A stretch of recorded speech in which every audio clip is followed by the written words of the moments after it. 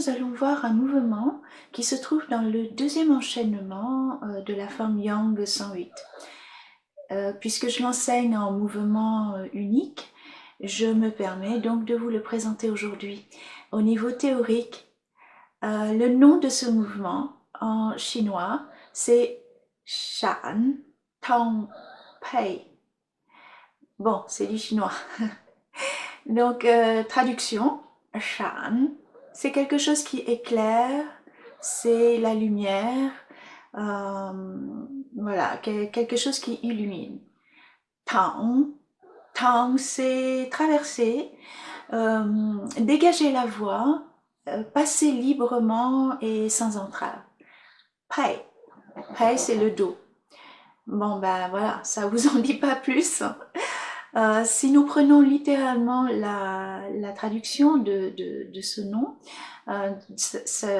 souvent on dit l'éclair traverse le dos. Voilà. C'est vrai que ça reste obscur, hein. Donc on va essayer de comprendre pourquoi les Chinois ont nommé, pourquoi les maîtres ont nommé ce mouvement comme ça.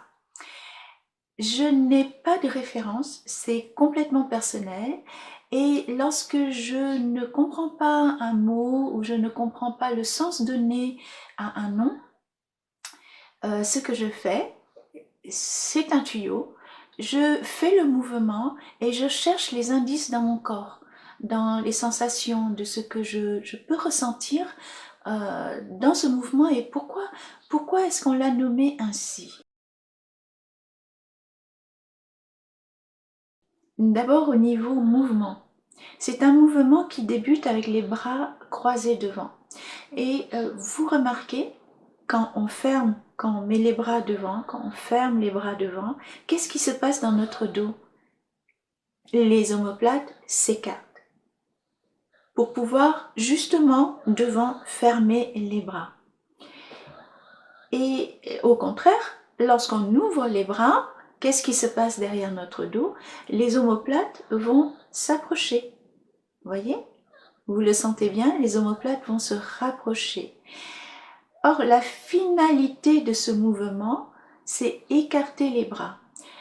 Du coup, à la fin de ce mouvement, les omoplates vont se retrouver plus proches l'une avec l'autre. Il y a, comme dans tous les mouvements tai chi, et je pense aussi dans pratiquement tous les arts martiaux, il y a cette alternance de fermeture et d'ouverture, alternance de haut et de bas, alternance intérieure-extérieure. Ici, je vais simplement prendre l'alternance fermeture-ouverture ou ouverture-fermeture. Qui dit alternance de fermeture et d'ouverture parle d'axe sur lequel va justement s'articuler cette alternance de mouvement. Cet axe, on a parlé d'omoplate tout à l'heure, cet axe, je l'ai trouvé dans mon dos. Un axe vertical sur lequel va s'articuler ce mouvement d'ouverture et de fermeture des omoplates. Et qui dit axe dit traversée. Un axe traverse. Donc là, l'axe vertical, effectivement, traverse. Ici, on a déjà la vision de cet axe qui traverse le dos. Cet axe autour duquel va jouer le mouvement des omoplates. Et je le compare au mouvement d'un accordéon. Et tout comme l'accordéon, l'ouverture sert à accumuler l'air et la fermeture, au contraire, sert à expulser l'air pour produire le son de la musique. Et déjà, le mot traverser trouve ici son sens. Ouverture, fermeture. Ouverture, emmagasinée, fermeture, expression. Et tout ça sur un axe qui traverse. Donc là, déjà, on a le premier mot, traverser. Le mot lumière. Le mot sha'an, c'est lumière ou éclairer ou éclair. Comme je vous l'ai dit tout à l'heure, dans la traduction traditionnelle et courante dans les listes des mouvements du Tai Chi Chuan, nous trouvons cette traduction « l'éclair traverse le dos ». Alors, pourquoi pas le souffle, pourquoi pas le vent, pourquoi pas le mouvement qui traverse le dos, mais pourquoi l'éclair? Les caractéristiques d'un éclair, la toute première, qu'est-ce qui vous vient tout de suite à l'idée, à l'esprit? C'est sans doute la rapidité. Un éclair vient rapidement. C'est quelque chose qui disparaît aussi vite qu'elle apparaît et qui illumine tout, mais tout d'un coup.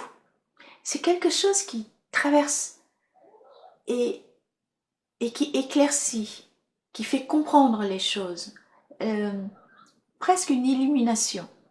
Il y a donc cette notion de puissance, puissance de l'électricité, de l'énergie qui vient du ciel, puissance de compréhension, puissance donc de pouvoir. C'est un mouvement qui foudroie l'énergie du ciel qui traverse l'axe pour que se manifeste la puissance du geste, libérant tout sur son passage.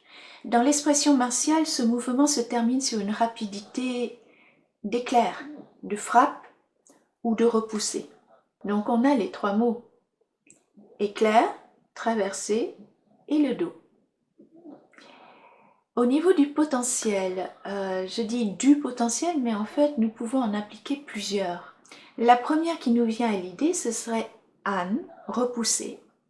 Mais on peut aussi appliquer chi, frapper, ou lier, tendre, ou si l'attaque le permet, on peut aussi appliquer tsai, arracher.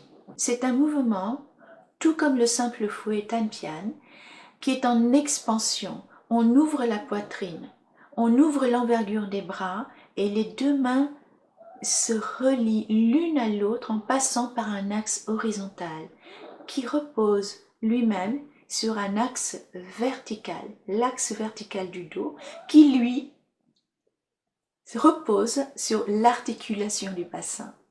Et c'est là que se trouve tout le pivot du mouvement. En même temps que l'ouverture scapulaire, je vous ai parlé tout à l'heure du bassin, il y a aussi une ouverture de l'articulation du bassin. Et ce qui est intéressant dans cette structure, c'est que le bassin, à la fin du mouvement, ne va pas se retrouver dans une direction de face, mais légèrement de biais, faisant face à une latérale. Pour que cette position soit ancrée, il est essentiel que le muscle du psoas, là où on peut le toucher à l'aine sur la jambe d'appui, se relâche. Et c'est en se relâchant que le mouvement va pouvoir trouver sa stabilité et son ancrage. Dès que vous relâchez l'aine, donc le psoas, vous sentez comme une plongée verticale vers la terre. Et là, vous allez retrouver ou ressentir une très belle stabilité. Votre mental se stabilisera alors, tout comme votre mouvement. Et l'éclair peut traverser le dos pour vous illuminer. À bientôt donc pour les prochaines vidéos concernant la pratique de ce mouvement qui est très utilisé dans les applications martiales. Merci.